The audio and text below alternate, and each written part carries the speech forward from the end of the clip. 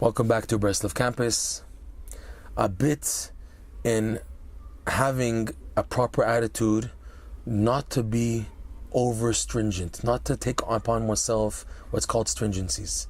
Rebbe Nachman, he stressed the avoidance of being over stringent.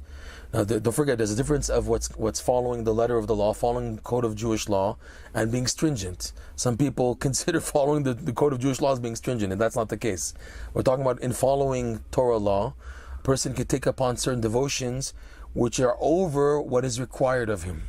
Rebbe Nachman warns, don't go into a situation where you become over stringent, because when you make the over stringent as normal, so when difficult times hit and you're not able to do what you considered normal, in which in fact is a real stringency, so you end up being so frustrated sometimes you just drop everything in the first place.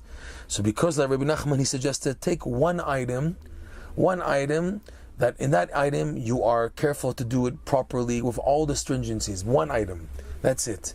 And in Breslov they say it's preferred to take one item that other people don't necessarily have to find out about. Something which is between you and Hashem. Not a devotion that everyone knows, oh, this guy, he's very stringent in that. Try to avoid the fame and the honor, and rather have it as being a devotion that you feel is between you and God, and you took upon yourself to do it carefully. And not to develop an attitude on everything else with stringencies. In line with this, there's a nice famous Breslov expression where they say it's better to be a mensch, a person, a man, for 1 hour than to be a behema, an animal, for 10 hours. In other words, if you can't do things properly and you do a lot of them, and there's a chance you'll drop everything because you're not doing it the right way, that is not preferred.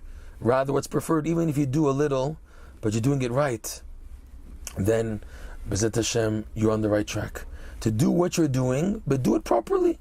Right? I'm doing it properly, and I didn't take upon myself over stringencies, so it leads to a situation where I'm doing a lot and not doing it without the proper intent, without the proper head, and the person can end up losing and dropping everything, God forbid. That's the whole concern here, that a person will begin to throw off when the ship gets heavy.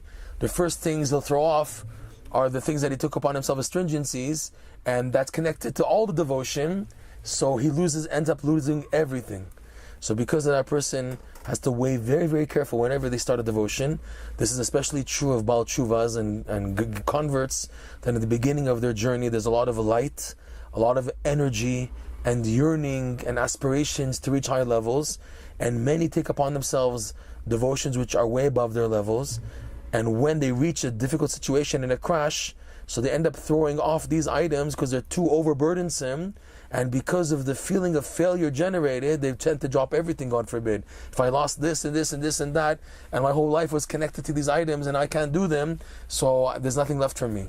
So rather, a person should go always step by step, not to jump into anything until they're 100% sure that they're ready for this, and it's at their level, and it's not an over stringency, and it's within their reach, and it's not something that they will eventually feel bad if they lose it. They'll understand that this was an additional devotion taken upon oneself, which, by the way, is a good reason why a person should be very fluent in the code of Jewish law, because he knows what's actual law and what's called a stringency, what's a hidur, what's a beautifying in the midst of what's extra and what's required. So that way you can juggle in all types of situations and not feel bad.